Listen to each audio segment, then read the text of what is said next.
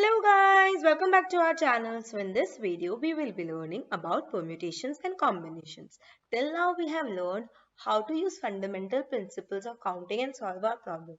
Now, I'm going to introduce you to the definition of permutation and combination theorems related to this and examples. So let's get started. Now, let's look at the definition. The first definition is permutation.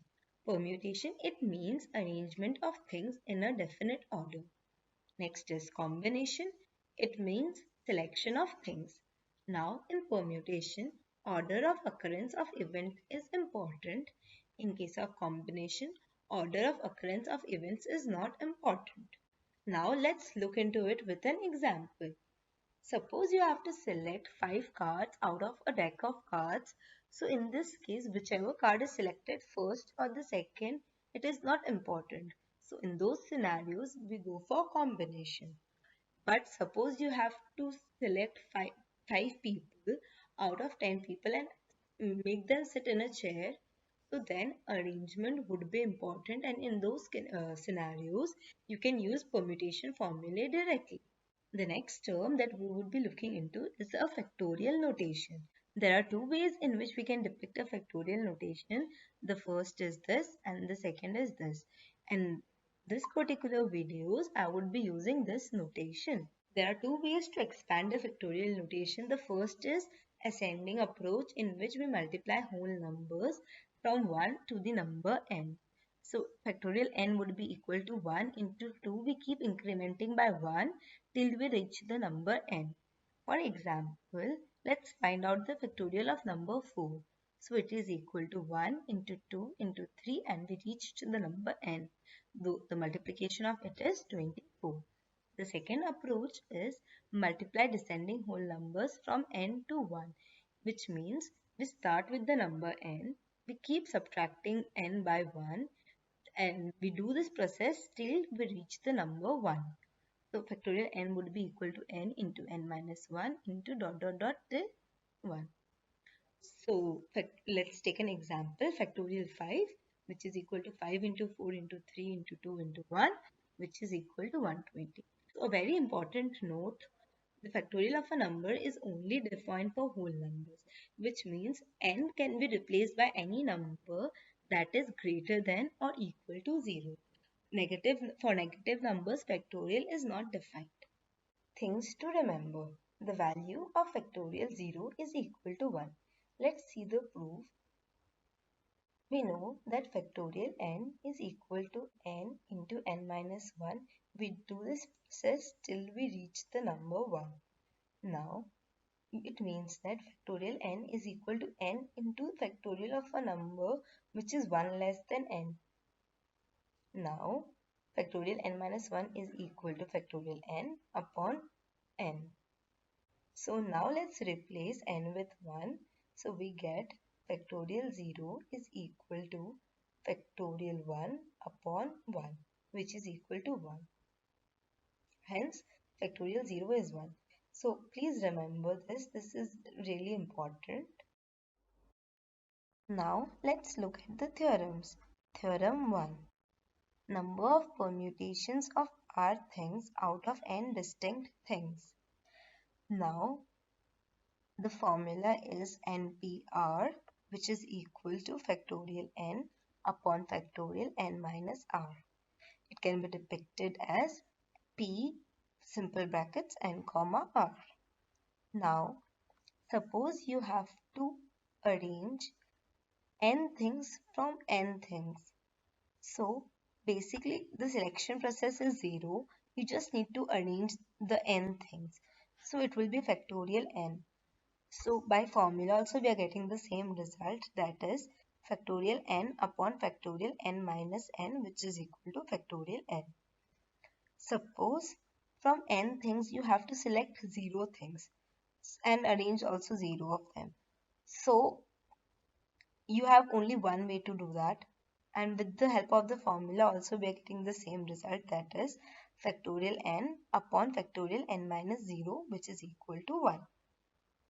The next theorem is number of selections of r things out of n distinct things. Now you have to select R from the set of n distinct things. So it is NCR, which is equal to factorial n upon factorial n minus R into factorial R. It can be depicted as C simple brackets n comma R. Now suppose you have to select n things from n things. So you have to select all the things. So you have only one way to do that, and using the formula also we are getting the same result. Similarly, if you have n things and you have to select 0 things, then also there is only one way to do that, and with the formula we are getting that same result. Now let's solve some questions based on the theorems that we have just learned. So the first question is 10 persons are to be seated on 6 chairs. Now there are 3 ways to do that. First, we can use the fundamental principles of counting approach. The second is you can solve it using permutation. And third is you can solve it using the combination formula. So let's see all the 3 approaches. So the first approach is by counting. So you have 6 placeholders and 10 persons. So the first placeholder can be filled in 10 ways, then 9 ways, then 8, then 7, then 6, and then 5. So the result is 10 into 9 into 8 into 7 into 6 into 5, which is equal to 151,200 ways. The next method is by using the formulae of permutation.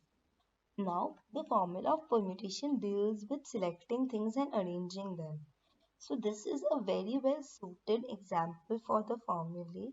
So you can directly apply the formula, that is 10p6, which is equal to factorial 10 upon factorial 10 minus 6, which is equal to factorial 10 upon factorial 4, which is equal to 10 into 9 into 8 into 7 into 6 into 5 into factorial 4 upon factorial 4. Now this is why I would suggest you to always use the descending approach while expanding a factorial. So now the factorial 4 and factorial 4 gets cancelled. So the final solution is 10 into 9 into 8 into 7 into 6 into 5, which is equal to 151,200 ways. The next method is by using the formulae of selection. Now selection only deals with selecting of things, but not the arrangement. So we have to arrange the things post selection is done. So first we select 6 persons and then arrange them in 6 chairs. So the solution would be 10c6 into factorial 6, which is equal to 10 factorial upon 10 minus 6 factorial into 6 factorial, whole thing multiplied by factorial 6, which is equal to factorial 10 upon factorial 4, which is equal to 10 into 9 into 8 into 7 into 6 into 5 into factorial 4 upon factorial 4, which is equal to 10 into 9 into 8 into 7 into 6 into 5. So the final solution is 151,200 ways. So for the next set of questions, there are 50 boys and 40 girls in a classroom. A team of 11 students has to be selected. Now find number of ways. So since we have to select things, so we can just directly use the formula of combination, that is 90C11. Now the next question is find number of ways if all of them are boys. So from the 50 boys we can select any 11, so it will be 50C11. The next question is find number of ways if all of them are girls. So from 40 we can select any 11. The next question is find number of ways if there are 7 boys and 4 girls.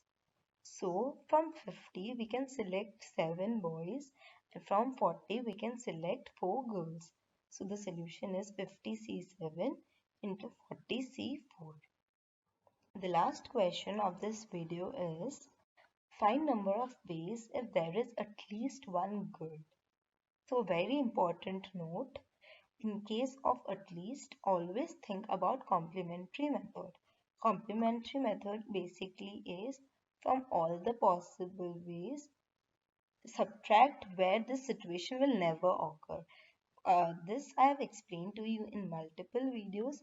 So please remember, this is a very key point in solving questions with at least. So the solution would be total possible solutions minus if only boys were selected. So if we remove all the selections in which only the boys were selected, so we'll get to our solution. So the solution is 90C11 minus 50C11. So this is it for this video. I hope you really liked this video and it was of some help to you. For more such videos, please stay tuned and I hope you know the drill. Please like, share and subscribe to my channel. Thank you.